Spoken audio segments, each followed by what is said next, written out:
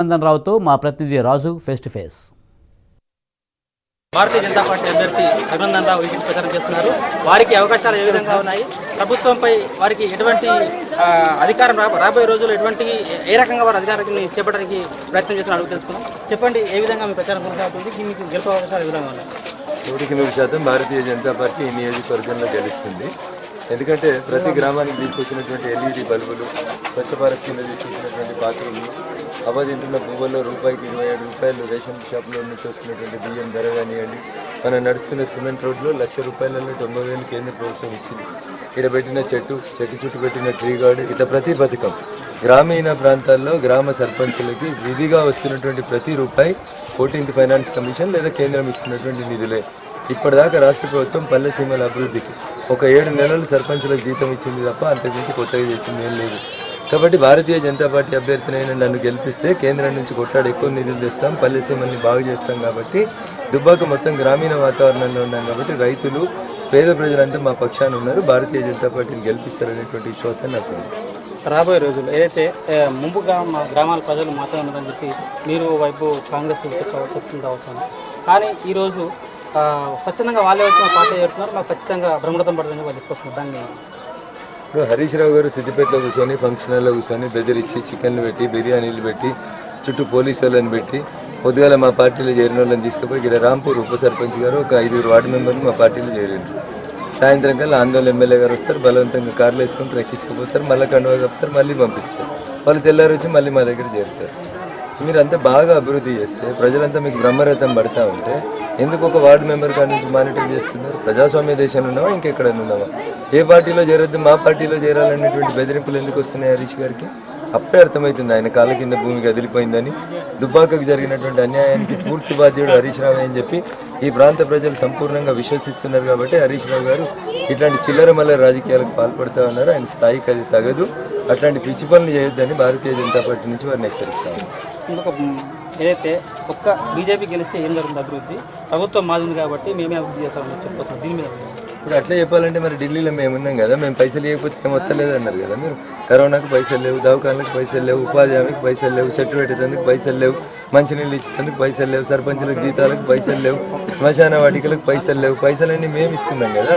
మరి మేము కూడా ఇది మా పార్టీ కాదు, ఇది మా ప్రభుత్వం కాదు, దీనికి ఎందుకు ఇవ్వాలి పైసలు అంటే కేసీఆర్ ఏడు ఉండాలి. కాబట్టి ఒక్కరు గెలిస్తే ఏమవుతుంది అని అంటే ఒకరితోటే మార్పు సాధ్యమవుతుంది. ఆ ఒక్కడికి నాతోటే ప్రారంభమవుతుంది.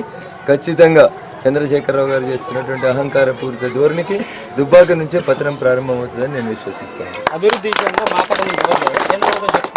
చెప్తుంది కానీ అన్ని అబద్ధాలే మాట్లాడుతుందని చెప్పి ఈరోజు మొన్న చేసిన మీరు మీ కామెంట్కి ఈరోజు అక్కడ నుంచి ప్రభుత్వం చేసింది, దాని మీద మీరు ఇప్పుడు మాటలు కోటలు దాటుతూ ఉన్నాయి, చేతలు తంగేళ్ళు దాటుతలేవు అని చాలాసార్లు చెప్తా వచ్చినాం. మేము ఏం చేసిరో చెప్పమన్నారు.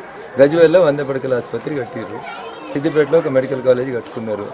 ఏం పాపం చేసిందని దుబ్బాకలో 100 పడకల ఆసుపత్రి 6 సంవత్సరాల నుంచి పెండింగ్ ఉంది. గా చెప్పుర్రి, మక్కల పంచాయతీ, మోటార్ల పంచాయతీ, మీటర్ల పంచాయతీ, ఇన్కమ్ ట్యాక్స్ల పంచాయతీ, పైసల పంచాయతీ తర్వాత మాట్లాడుకుందాం. మాకు నీ అంత తెలివితేటలు లేవు, అబద్ధాన్ని నిజమని చెప్పి నిరూపించేంత గొప్ప తెలివితేటలు మాకు లేవు. నేను అడుగుతుంది కుల్లం నా కళ్ళ ముందు కనబడుతుంది అడుగుతున్నా. మెట్టు దాకా గీత గీసినట్టు డబుల్ రోడ్ వస్తుంది, మెట్టు తర్వాత మా రోడ్డు గుంతలు ఎందుకు పడ్డదో అని అడుగుతున్నా. ఒకటొక డిగ్రీ కాలేజ్ ఎందుకు రాలేదో అంటున్నా. సిద్దిపేట జిల్లాకు వచ్చిన మెడికల్ కాలేజ్ దౌలతాబాద్లో ఎందుకు పెట్టలేదు అని అడుగుతున్నారు. దానికి సమాధానం చెప్పమని. ఏం అభివృద్ధి చేసినావు? అభివృద్ధి చేస్తే నామినేషన్ వేసి ఇంట్లో పడుకోవాలి కదా. ఎందుకు తిరుగుతున్నావు కాలుకు బల్పం కట్టకుండా? గ్రామ పంచాయతీ మెంబర్ని ఎందుకు బెదిరిస్తున్నావు? సర్పంచులను ఏమని బెదిరిస్తాడు? ఇంకా 3 సంవత్సరాలు మేము అధికారంలో ఉంటాం, మీరు ఏం చేస్తారు అని బెదిరిస్తున్నారు. ఇదేనా ఒక మంత్రి మాట్లాడాల్సినటువంటి మాట?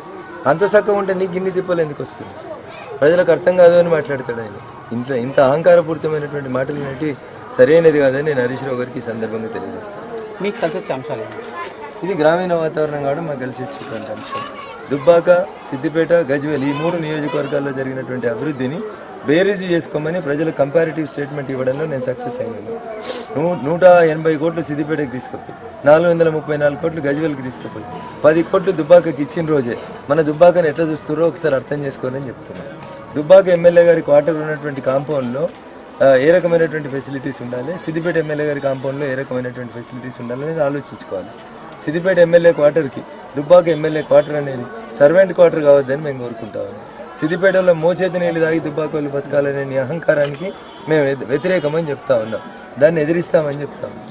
మీరు గెలిస్తే ఈ దుబ్బాక ప్రజలకు ఏం జరుగుతుంది? 100% సిద్దిపేట గజ్వేల్లో ఏం అభివృద్ధి జరిగిందో దానికంటే 2 ఆకులు ఎక్కువనే జరుగుతుంది. ఆ రకంగా నిధులు రాబట్టుకొస్తాం.